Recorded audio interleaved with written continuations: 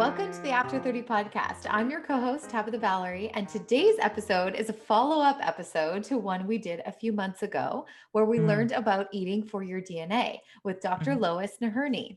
In that episode, Lois walked us through DNA health testing and what kind of helpful insights it can provide about your genetic makeup that can help you to make better decisions about your diet, fitness, and health. We learned what's been happening in recent years that has made DNA health testing more accessible for all of us at home.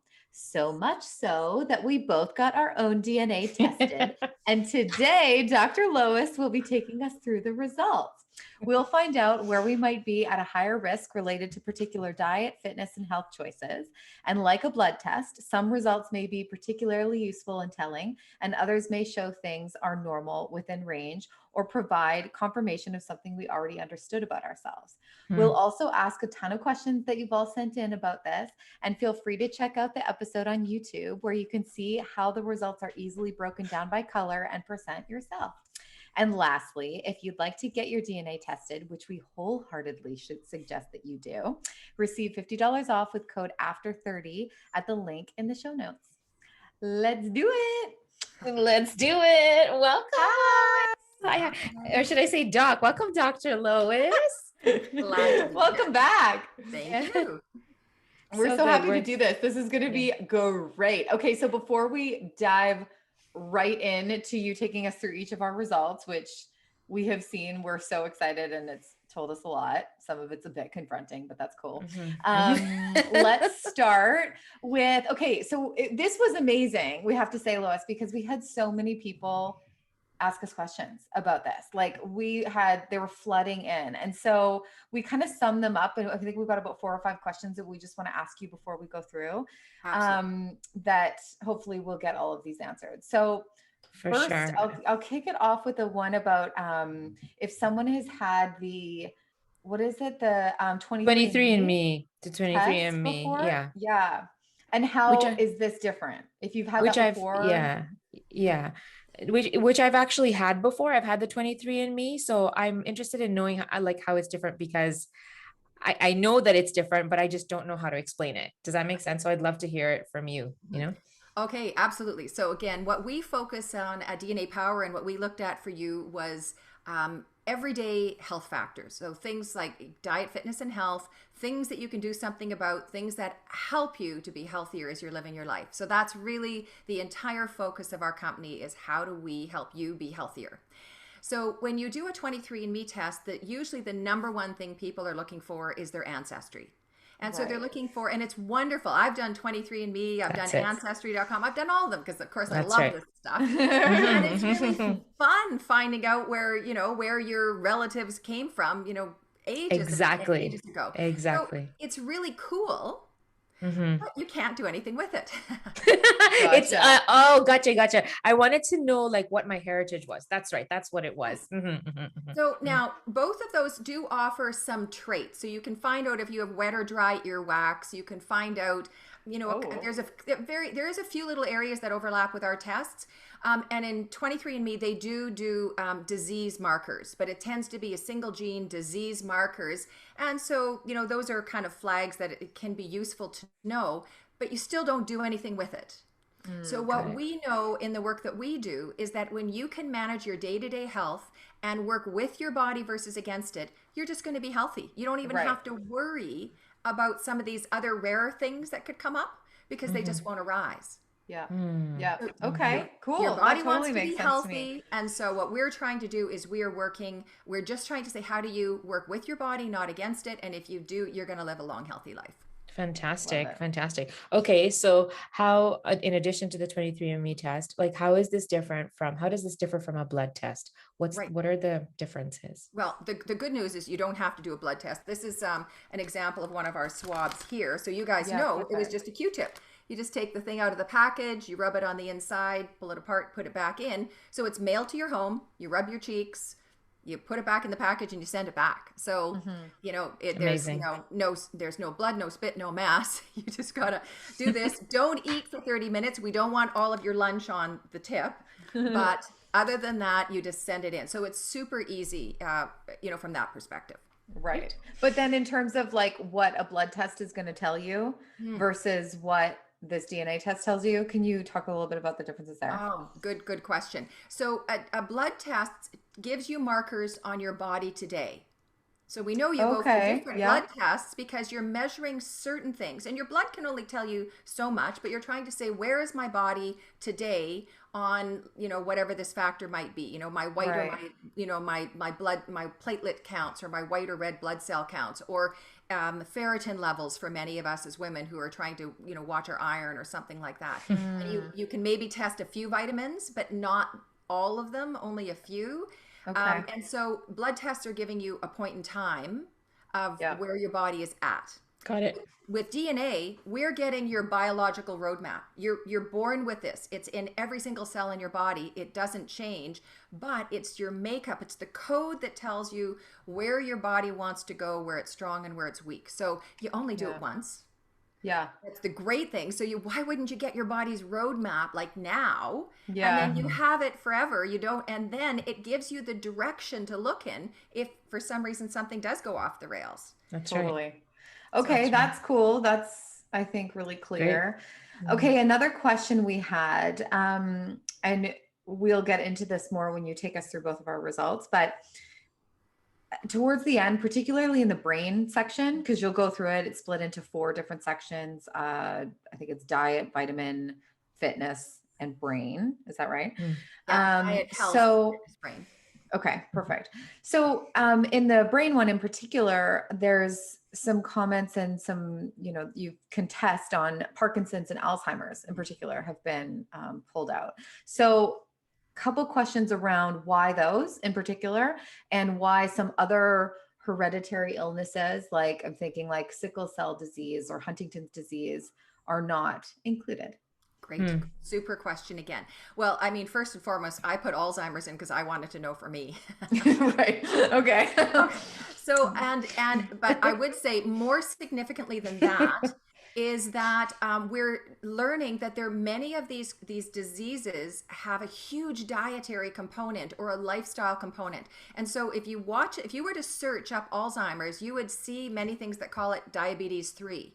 And that's because there's huge links, and it's related to how plaquing occurs in your body.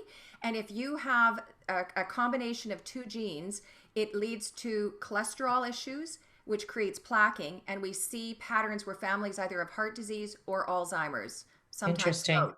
And the reason it's so important is because we absolutely believe you can completely manage it, and that you do not have to be at risk. And so I would say when I do people, about 25 to 30% might have something pop up in that area, maybe 20 in there. And it's the most important one that if you did changes to your lifestyle now, that you would change your life, particularly the end of your life, dramatically.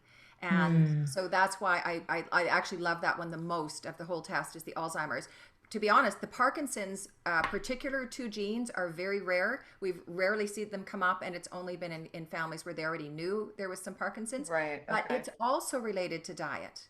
So because there is that neurological. And so we can always take those tests, like we can blank it out of the results if someone doesn't want to know, if they're worried.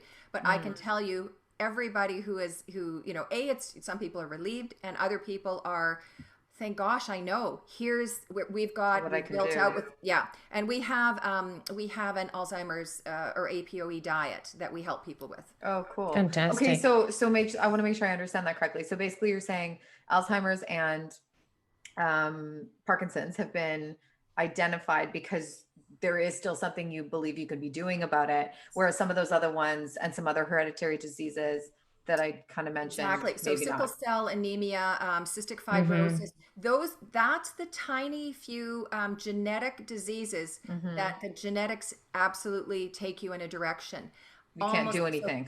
So, 5%. It's like thalassemia, when you have thalassemia, for example, it's unavoidable. It's in your genes, kind of. Exactly. Gotcha. Yeah. Everything else you can do something about. And so we're focusing on the ones you can do something about. You don't need to worry about if you can't do anything about it, then there is something that I was extremely interested about, which, especially since we were going on with you and talking about our own specific data profiles.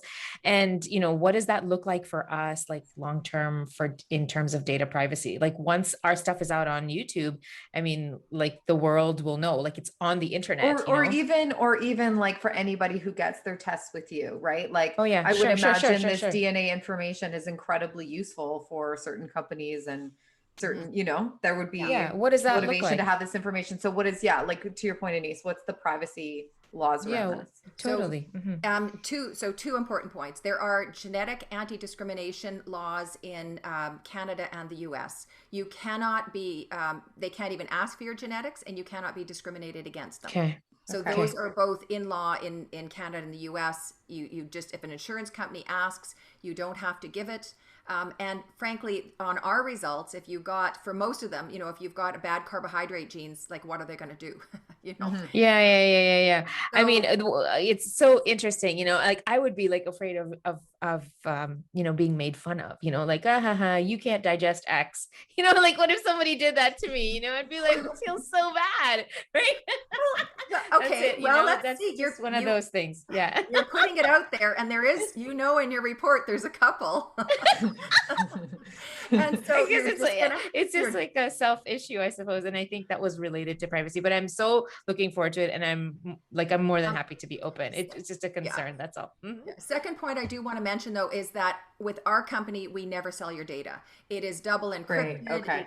It can't be accessed. Nobody could do anything with it. We only collect exactly what we need. And so most of the other companies sell their data. That's actually why they're in business. And so just so be careful when you go elsewhere, just to watch that. But ours is, we're 100% here simply to give you the data that helps you. If someone got the letters that we put through the lab, your name is never associated with it. It only comes together in your account for your file. Okay. So great. And just to really tell everybody, when we took our DNA test, there's like a specific serial code. Doesn't like, it's really, it's quite, how do you say, hidden. Like when the test goes out, the person who's testing probably wouldn't even know it's connected to you, that kind of thing. Good call. Not a bit. It's just, you couldn't do anything with the data other than what we do with it. So it just keeps it safe. Amazing. Great. Okay, let's shift into going through the results. So if you guys are listening, you should definitely peep this on YouTube, because for season 3 we've launched on YouTube. And this part's really cool because Lois is actually showing split screen our results, and it's really, really easy to decipher. It's like they've broken it down. Red is bad, green is good. And then it's really easy to tell. So Dr. Lois will go through now, but it's cool if you actually want to see it on YouTube. And we'll try and use the words so that somebody listening can follow along as well. Yeah, great. Perfect. Amazing. So now, just to say, you get a lot of information. So this is the summary report that we're reviewing. You get 4 other reports. There's 250 pages of information. Yeah. I would say what you do though is you're only targeting the pages that are important for you, where you're red, where you need to learn more about staying healthy. And so this one provides a summary of both. I've got Anissa's on the left and I've got Tabitha's on the right. So we're just going to dive in. The first page tells you a little bit more about, what's in the reports, how we test. There's the 4 reports. As you mentioned, Tabitha, green is good and red is where you've got variations. It's not bad. It's just your be careful areas. And we'll talk a little bit more about that as we get there. And so we're going to start by, first of all, looking at your diet. And the diet, the key thing everyone is always trying to answer is, should I be on carbs, fats, proteins, keto, Palm Beach, vegan. Like what type of diet, vegan, what should I be doing? Isn't that, and some people swear by one diet, swear by another. And in fact, it's so funny when I actually test certain people who swear by a certain diet, it's because they figured out what worked for their body. That's right. Exactly. It's so interesting. Whenever anybody says, oh, what diet should I be on? For me, the answer is always, it depends. It depends on your genetics. So what did you inherit? What's right for your body? How do you work with it? So if we take a look at the reports, just so you know, they're generally about 30% red. That's normal. These are really common variations in the human population. That's why We know a lot about them. That's why we test for them, and that's why we're making them available to you. Okay. So if we take a look, we're looking at carbs, fats, and proteins primarily here. And for the most part, you know, Anise, yours looks pretty good. It's heavily green with one area on. Interestingly, it's a little bit less common to have dietary unsaturated fat where it's red. In fact, for Tabitha's, it's a bit more common where we see dietary saturated fat. So variations. So if we look So at sorry, what's the difference between those two?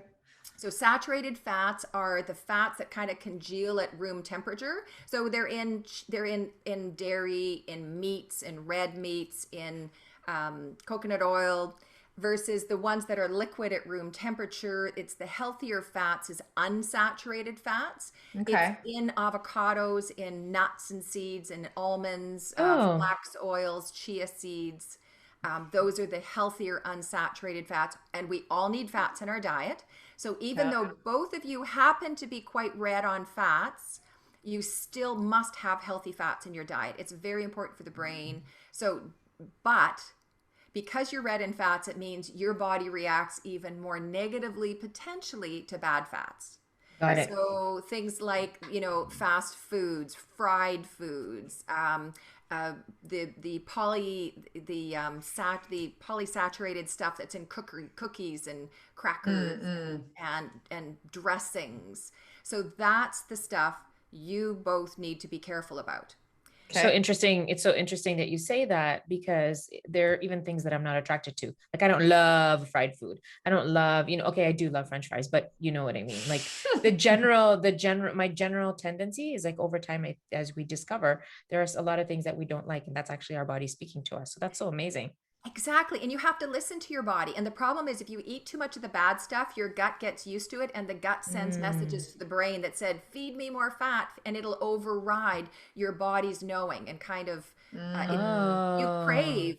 The more you get your gut out of balance with bad fats, sugars, alcohols, your brain, those bacteria crave it, send a message to your brain, and start eating it, even though you know you don't feel great. That's right. Interesting. Wow. Okay. And so, I mean, in the end, we'd always say, listen to your body. And if you already know when you get your results back, then you were listening to your body. And you know, right. yeah. Insane. That's amazing. So interesting, both of you, I would never put you on a keto diet. It's just your body doesn't break down the fats easily enough. And so keto, I've seen people who keto is beautiful for, but in your case, no, it just would be, your body would struggle over time. We see most people lose weight on keto initially, but then you would have a tendency to get fatty liver because you don't have the genes to break it down properly. And so we see health impacts for people who have your genetic setup over time. This is Anise, right? That you're talking about? Well, actually, both of you, because you both have fat genes that aren't the best. Now, in addition, so that's really that's the key message for you, Anise. You have good macronutrient genes, other than be a wee bit careful with your fats, and just generally there's a little bit in your cholesterol, LDL. Just watch that over time, but it's low enough just to be careful there. And interesting that if I'm going to pop down here to body mass index, super green. You shouldn't have obesity in it just wouldn't.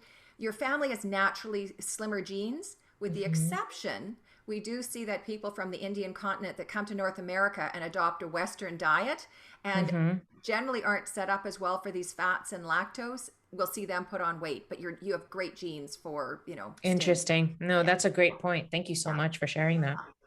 And then for you, Tabitha, it's interesting because you'll see it's quite red here on protein need and on protein weight response. So when somebody's red on protein weight response, for everyone listening, 100% red. So it's not good. Now, to be fair, we're only testing one gene there. So it kind of over represents it a wee bit. Okay, good to know. But it's a really important gene. Only 6% of the population actually have it where it would be all red like that. Okay. And so if you were to be doing a super high, like a bodybuilder's protein diet, right, you wouldn't be putting on the weight the way you want it to. It just doesn't work that well. We test this with bodybuilders. But because protein need is red, your body doesn't absorb the protein as easily. So you need more protein more frequently in more easily digestible amounts during the day, which means you to potentially do better on plant-based proteins. Plant-based. Great. And having it Yeah. more frequent. And so Okay. when I see this, I love to say, get something yummy like, the Kilimanjaro mix or one of these great seeds and nut mixes, and just snack on it so that your body can get that bit of extra protein throughout the day to give you the energy that you need. Cool. Amazing. Yeah. And so, seeds and nuts, beautiful for you. And again, you'll see that there's recommendations later in the report where it'll tell you what to do where you're red. Great. You'll see here on body mass index that you have a 50-50 red. You probably had in your ancestors people who went through a starvation phase and learned to take fat and keep it on in order to survive. So you're here because your ancestors actually have a gene variation that kept you alive. Wow, crazy. But in this Amazing. modern age, for those in your kind of relative base, they need to be a bit more careful about putting on weight because it'll be harder to lose. And when you say putting on weight, oh, that's just in general. Like it's like you can't tell where, like you can't tell if that's in relation to the protein. You would have to. In your case, it's probably because I know your genetics, it probably factors into a portion of your family. You want to be saturated fats, fat foods, fast foods, and fried foods would cause your family to probably want to put on weight, and then it would be difficult to take off. Right. Okay. Yeah. Interesting. So, yeah. Cool. Yeah. Good. Okay. So Cool. that's the macronutrients. Now we're going to go into food tolerances. So now we're going to take a look at some fun stuff like alcohol, caffeine, gluten, lactose, salt, and sugar. Now, you guys are both all green on alcohol and caffeine. So lucky you. So good. Cheers. Oh, good. Cheers to that. I I'm just the put only my one. hands up. I just put my hands up in the air for those of you listening. Well, and there's Tabitha having your glass of wine. Perfect. Yeah. No worries. Yeah. No worries. Got it. And your gluten is good. You neither of you have the genetics that set you up for gluten sensitivity and intolerance. It doesn't mean you can't still make that happen in your gut because our breads have been GMO. There's too much grain that is higher gluten, and when we eat North American breads, it's hard on our gut. And so some people can get gluten sensitivity just because they've weakened their gut. But they don't have the genetics. So it's in your case, you don't have the genetics. If you ended up with an issue, you would just need to be strengthening your digestive system. Okay. However, now we look at lactose and salt, and you're both red there. And so lactose, you are not gifted with the genes that break this down easily. And so as the body wants to break foods down, so even when it's red here, your body will try to break it, will try to deal with it. Your gut bacteria will try to take care of it. But you just have to be aware that if you eat a lot of cheeses and milks, etc., you're probably going to get some bloating. You're more likely to have and because it doesn't break down, you're more likely to get inflammation, which might end up in joints over time or putting on weight. So if you can't break it down, where's it going to go? It's going to go into inflammation or weight or something. So for both of you, be careful how much you have, or be sensible when you have your cheese. Like have it. You're better off with aged cheese because it comes with its own bacteria then. That's right. Okay. Or have really good prebiotic food in your gut so that you can be that your gut can take care of it because your genes can't. Got it. Yeah. Got it. Good. And so salt, oh my gosh. So for you and Denise, be careful with salt. We all need a little bit, but only eat super healthy salt because in your case, it could lead then potentially to some stroke or blood risk over time. I find this so interesting, like a salt sensitivity, so Anissa's fascinating. is fully red in salt for everyone. Yeah. Yeah. And so it means that, so you do just have to be a bit careful. Down below is food preferences. You have some genes that don't taste it all that well. And body does need salt. So you don't go to nothing, but only use real good quality mineral salt if you're going to have anything. And you don't want it again in the crackers and fast foods. It's hard on your body. Understood. Okay. Okay. And All yours is right. 50-50, Tabitha, so be a bit careful there. And then when I look back at Anissa's, you've got this red on sugar craving, so be careful. You might be tempted to have a sweet tooth. Yeah. So everybody's who's listening, I have a hard time resisting really, I really do have a hard time resisting sweet food. And Tabitha has no issue. See, Like that's so fantastic. That is so interesting because I would have normally said that I am the same as you, Anise. So yeah. this is so interesting because there's such a little mental game that goes on with this too, right? Because right after I got these results, I'm like, and we'll get to it later. I'm like, oh my God, I'm an emotional eater. But now I should change that language and be like, oh my God, I can say no to sugar. I don't actually need that sugar. Like There you go. it plays into it a little bit. And I feel like that is really Amazing. interesting. Yeah. Do you Amazing. know, Yeah. in the end, all of this is to help make it, help us understand why we should make certain decisions and support the decisions. People who do a DNA diet have better, longer lasting results because they know why they're doing something. They Right. Yeah. know it supports their body. But Yeah. in the end, it comes down to your brain and how you see things. And if you come Yeah. at things positively and knowing you want to be healthy to your, words, And absolutely. and Yeah. how amazing that you're talking now about being in this era and we're able to talk about a DNA diet. Like so Mhm. good. So good. Anyway, So I just needed to say interesting. that. Great. Cool. So Okay, the we've food, got I'm a not going to couple more sections to go through. We might have to go through those a little quicker. We are. So Yeah. food taste and preferences, it just lets you know where you might have some interest. So you probably don't taste bitter food all that well, and yours are a little bit all, just different things. It's just a fun part. I do want to note the next section though, which is about vitamins. So on the vitamins page, both of you have decent vitamin genetics. So that's not too bad. When we see them really, really red, usually you need more support. All the same, based on our diets these days, it's good to have a multivitamin. You're Right. 50% anise in several Bs, so it wouldn't hurt for you to consider taking a complex vitamin B just to be sure Okay. you're getting enough. We'll see it in the Okay. next section that it actually would help you to take some Bs. Amazing. And also a little bit in calcium for both of you, but we prefer plant-based calcium. And then with your case, Oh. you want to be sure that you don't get anemic anise. Just so you do need to be sure you're getting enough support through your food. And then here, you do need some healthy fats in your diet. So that's really your message here on the vitamins. You can get vitamins for your DNA, believe it or not. It's on our website. And it's just a way of saying, where might my body need more support over time? Right. Yeah. Yeah. And so in general, Cool. it's pretty good for both of you. Yours is just vitamin B6. In general, pretty good, Tabitha, for your results. And plant-based So you would really calcium, say out of this, like just stick with a multivitamin is you're pretty essentially good. what you would. Yeah. Yes. Of course, though, I would tell everybody in Canada to take vitamin D and even in the Right. Got it. US. Okay.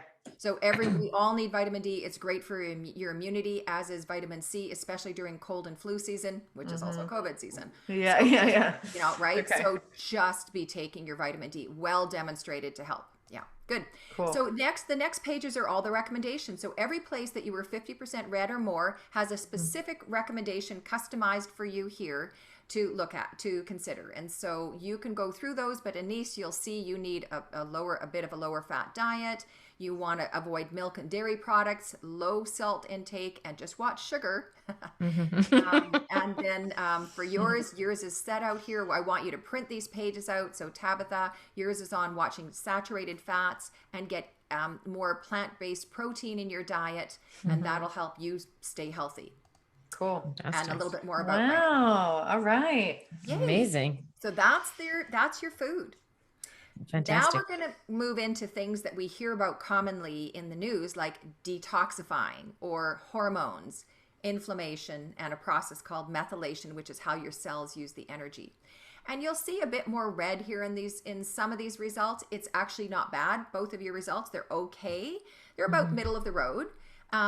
Both of you could use a little bit of detoxification support. It's really just having an antioxidant diet, which is good, colorful fruits and vegetables. That would be the key summary. Great. And getting exercise, because that helps your body detoxify. So Right. both of you will respond very well to doing that. Okay. When we Would there like that seems like when you're saying that That seems like that would be the case for everybody. That like everyone would benefit from a high detoxifying diet and and exercise, right? Well, but if it's really green on detoxification, those people are the ones who get away with doing nothing. Okay. You know, we all know people who are healthy and really don't just you kind Sure, of go, sure, sure. on. So when you've got, so this is the background processes, and problem is a lot of this starts to come out in your 40s and your 50s. So your 30s is where you want to know it, so you don't create problems, chronic disease for your 40s and 50s. And okay, great. Yeah, great. So hormones, a little bit red here, Anise. What I would say on this is just being careful about. You is just make it, and for both of you, there's just a little bit in both of these where you want to watch, you know, for how, you know, for women, any women listening to this, you want to watch if you're a bit red here on your birth control method, that you're not bringing too much estrogen in your body and that it overloads your body and puts you into hormonal imbalance. And so, you know, you can test for that at naturopaths, etc. But this shows you that both of you should be just a wee bit careful on managing your hormones. And there's diet and other stuff there just to look at as well in the recommendations. In inflammation, Anise, you have higher inflammation genes. So that means if something goes out of whack, your body could respond through being a bit overly anxious on inflammation.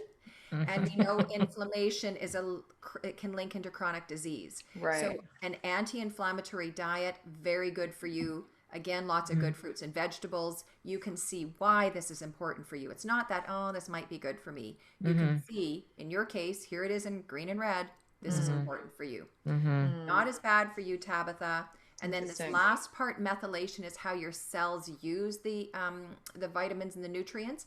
And you benefit from, just like it said in your vitamin report, a bit more B vitamin complex.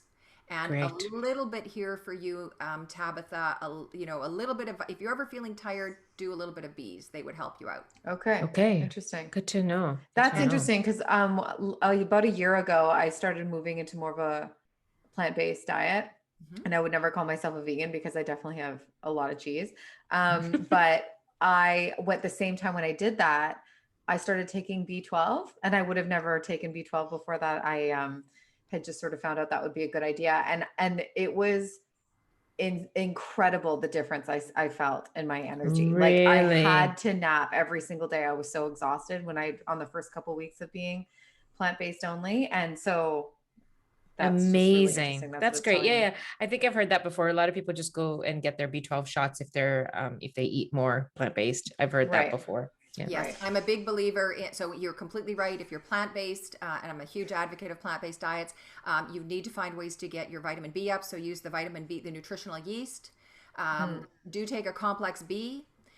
And I'm a big believer as well in the IV vitamin drips whenever you're tired or feeling exhausted. Right. Both for immunity and for if you're, you know, if you're just feeling tired for any reason.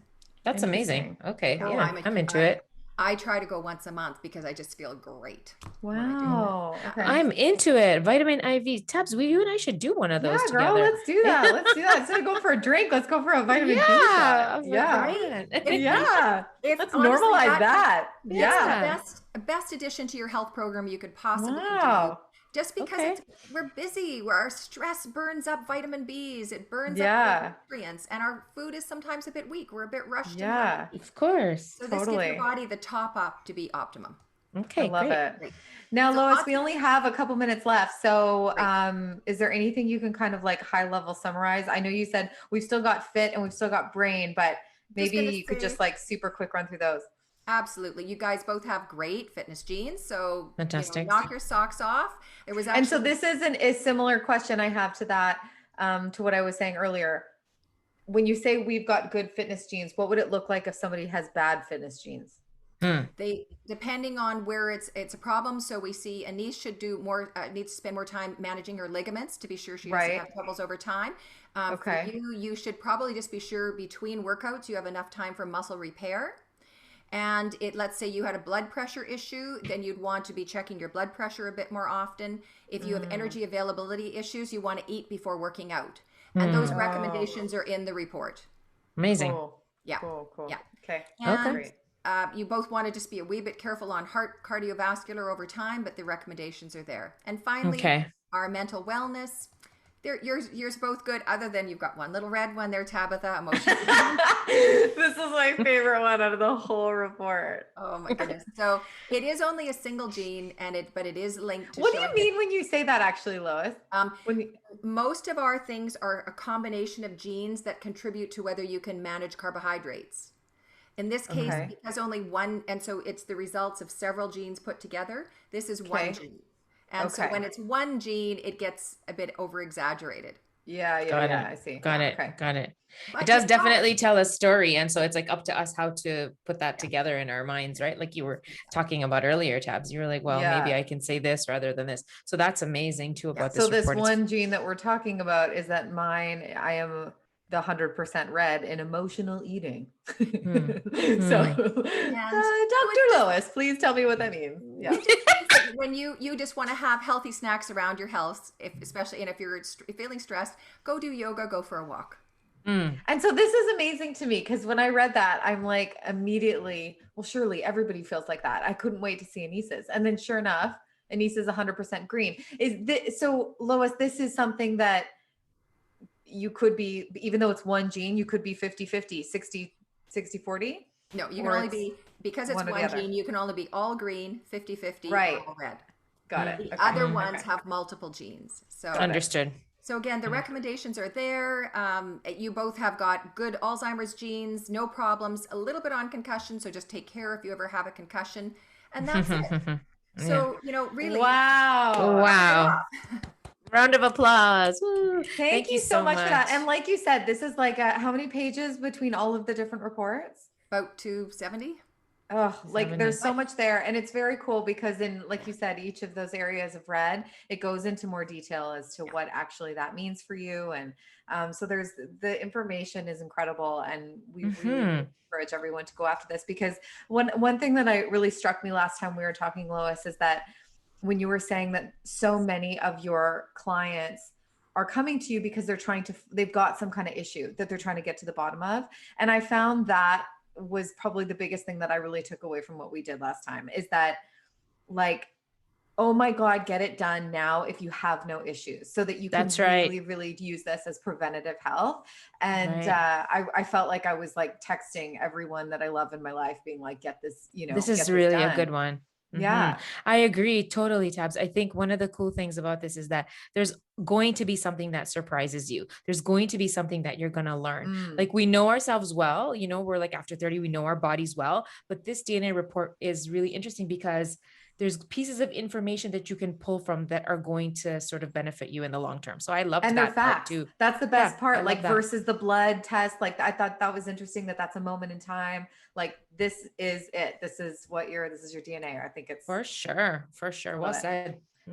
Thank you. Thank you so much for being here. Thank you for taking us through this and for giving us this opportunity. We're really, really grateful.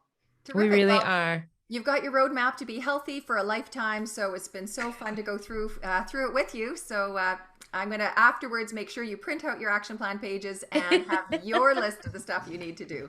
I love Thank you so much. Thank you, Dr. Naherne. Thank you very much thanks everybody for listening and watching. We're on YouTube now. We'll see you next week. We'll see you next week. Bye. Bye.